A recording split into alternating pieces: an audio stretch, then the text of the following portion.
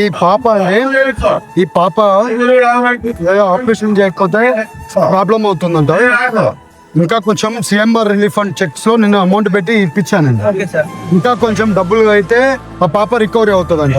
మీరు దగ్గరుండి ఆ పాప ఏం ప్రాబ్లం లేకుండా చేసి ఇవ్వండి. ఆ అమౌంట్ ఏదంటే మనం చూద్దాం.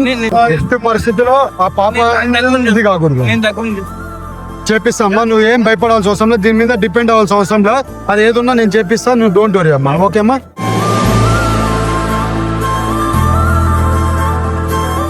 లేదమ్మా, మంచిగా ఉంది పాప. అంత ఆపరేషన్ అంతా కూడా బాగా చేస్తారు కదా.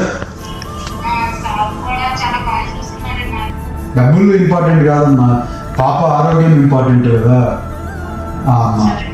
బాగా చూసుకో పాపని, బాగా చదివియాలి.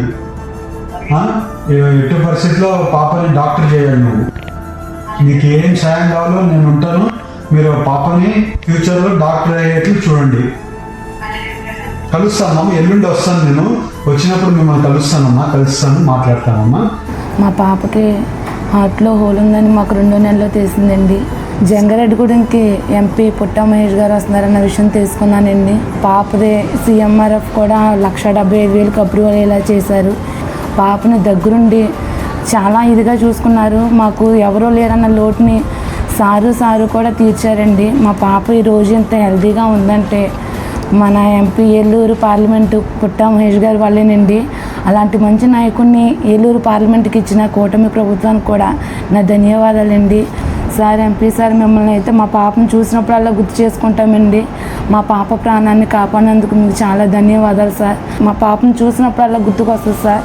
Thank you sir, MP sir Putta Mahesh Kumar గారికి మరొకసారి ధన్యవాదాలు తెలుసుకుంటున్నాను. ఏలూరు పార్లమెంట్కి ఇలాంటి మంచి నాయకుడిని ఇచ్చినందుకు మేము మళ్ళీ మాలాంటి పేదవాళ్ళకి కష్టం వచ్చినా సార్ దగ్గరికి వచ్చేలా చేశారు సార్. చాలా థ్యాంక్ యూ సార్.